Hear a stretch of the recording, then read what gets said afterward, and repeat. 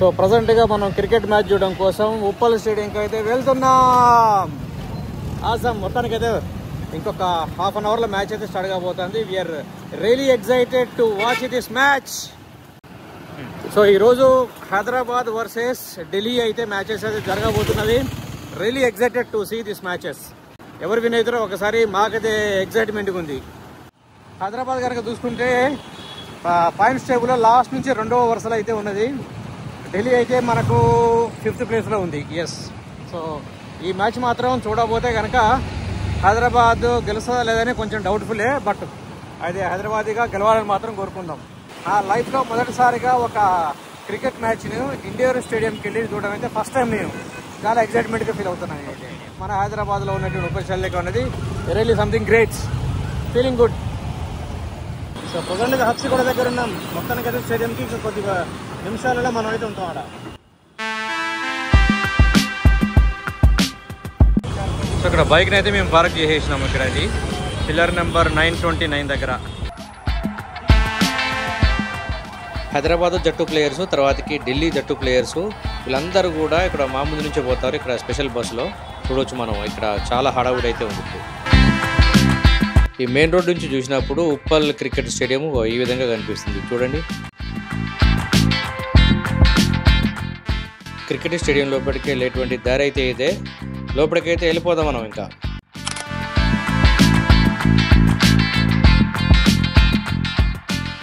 Gate number 5 నుంచి 11కు సంబంధించినటువంటి వ్యక్తులందరూ కూడా వెళ్ళేటువంటి మార్గం ఇది. సో మేమైతే ఇంక ఇక్కడి నుంచే వెళ్తున్నాం.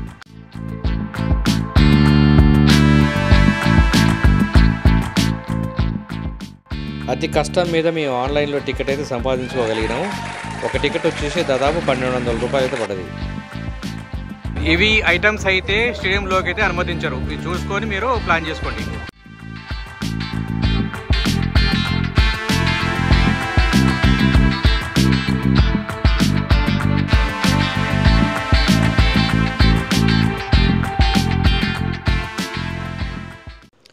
మాది గేట్ నెంబర్ 6. ఇక్కడ నుంచి లోపలికి వెళ్తున్నాము. ఇక్కడ సెక్యూరిటీ చెక్ గురించి అయితే మనం స్పెషల్గా మాట్లాడుకోవాలి. ఇక్కడ మామూలుగా ఉండదు, చాలా ఖతర్నాక్ ఉంటుంది. సెక్యూరిటీ చెక్ ఇన్ మాత్రం దాదాపు ఒక 2-3 లెవెల్స్ దాటుకొని వెళ్ళాలి. ఇక్కడ మొబైల్స్ తర్వాతకి క్యాష్ తప్ప మీరు ఇంకేమీ తీసుకెళ్ళలేదు లోపలికి. ఈవెన్ బ్లూటూత్ హెడ్సెట్స్ కావచ్చు, తర్వాతకి పవర్ బ్యాంకులు కావచ్చు, ఈవెన్ ఎలక్ట్రానిక్ వాచెస్ కూడా లోపలికి తీసుకెళ్ళడానికి అయితే పర్మిషన్ అయితే ఉండదు.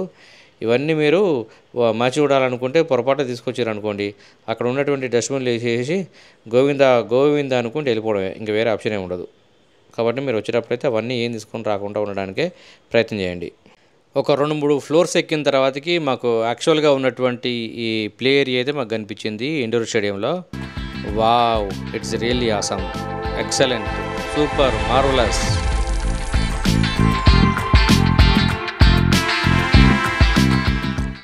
మొత్తానికైతే మాకు ప్లేస్ అయితే ఇక్కడ దొరికింది. ఇంక ఇక్కడే మేము కూర్చున్నాం. నైస్.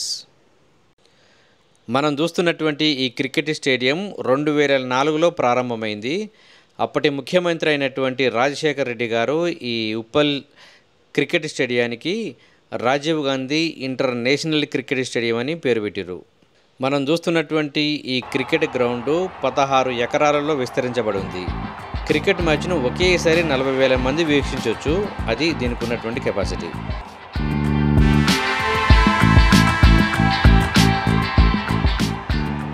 హైదరాబాద్ మరియు ఢిల్లీకి సంబంధించినటువంటి ప్లేయర్స్ అయితే ఈ గేమ్ను ప్రాక్టీస్ చేసుకుంటూ ఉన్నారు. ఇది లైవ్లో కనిపించదు. కేవలం మనకు స్టేడియంకు ఎవరైతే వచ్చారో వాళ్ళు మాత్రమే ఈ ప్రాక్టీస్ సెషన్ అయితే వాళ్ళు చూడగలుగుతారు.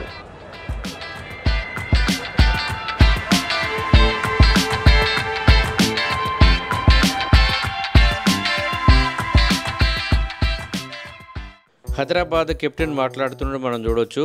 టాస్ గెలిచి ఫీల్డింగ్ అయితే ఎంచుకున్నారు. అదేవిధంగా ఢిల్లీకి సంబంధించినటువంటి కెప్టెన్ వీళ్ళు బ్యాటింగ్ అయితే చేయబోతున్నారు. Let's see.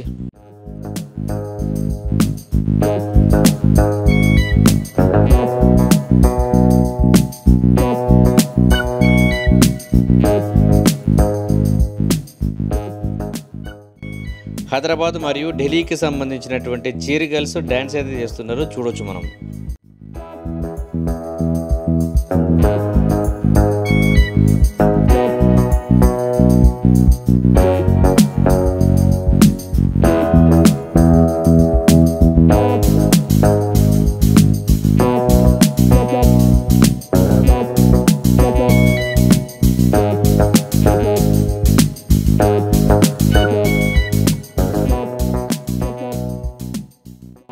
వర్కర్స్ తోటి తర్వాతకి ఇక్కడ ఉన్నటువంటి మెషినరీస్ తోటి గ్రౌండ్ అయితే సిద్ధం చేస్తున్నారు. మరికొద్దిసేపట్లో మ్యాచ్ అయితే ప్రారంభం కాబోతుంది. ఢిల్లీకి సంబంధించినటువంటి ప్లేయర్స్ బ్యాటింగ్ చేయడానికైతే సిద్ధంగా ఉన్నారు. వాళ్ళు గ్రౌండ్ లోపలికైతే దూసుకొస్తున్నారు.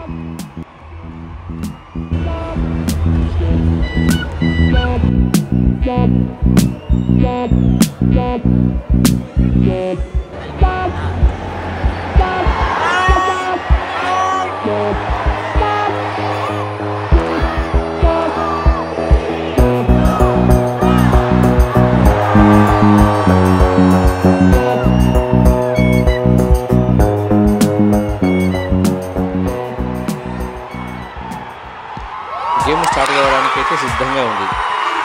ఇండియా బౌలింగ్ చేస్తూ ఉంది. వావ్, చరిత్రలో చాలా అరుదుగా కనిపించేటువంటి విషయం. ఫస్ట్ బాల్కే ఫస్ట్ వికెట్ అయితే పోయింది. వావ్,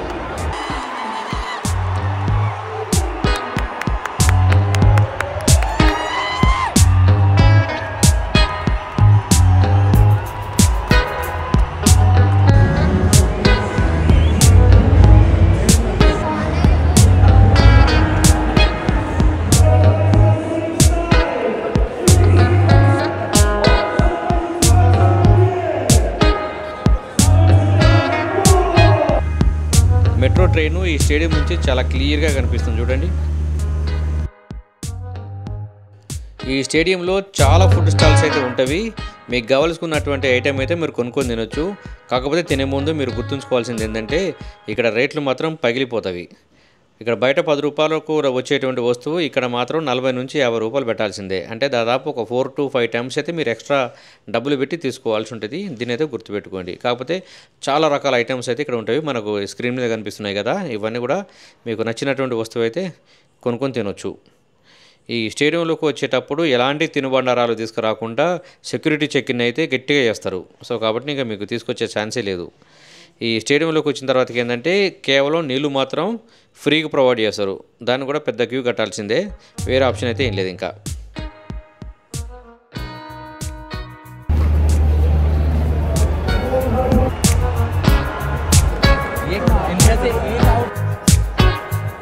ఇక్కడ ఉన్నటువంటి పక్షులను చూడండి. స్టేడియం అంతా క్రికెట్ తోటి చాలా హడావుడిగా ఉంటే ఇక్కడ ఉన్నటువంటి పక్షులు మాత్రం మాకు ఏ సంబంధం లేదన్నట్టుగా చాలా ప్రశాంతంగా నిద్రపోతానే రెస్ట్ తీసుకుంటాయి.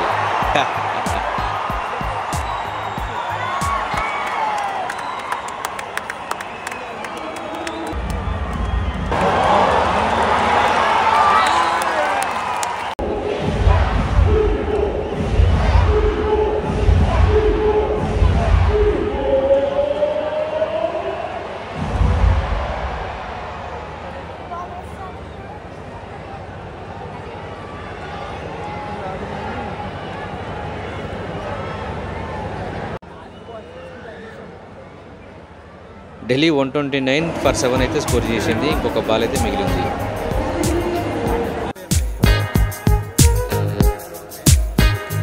ఓ మై గాడ్, వర్షం అయితే ఇప్పుడే స్టార్ట్ అయిపోయింది. ఇంకా వీళ్ళు మ్యాచ్ అయితే ప్రజెంట్గా ఇక్కడ హోల్డ్లో ఉంది. వర్షం తీవ్రత అయితే పెరుగుతూ ఉంది. ఈ టోర్నమెంట్లో బరిలో ఉండాలంటే హైదరాబాద్కు తప్పనిసరిగా గెలవాల్సినటువంటి మ్యాచ్ ఇది. వర్షం తీవ్రత అయితే మినిట్కు పెరుగుతూ ఉంది.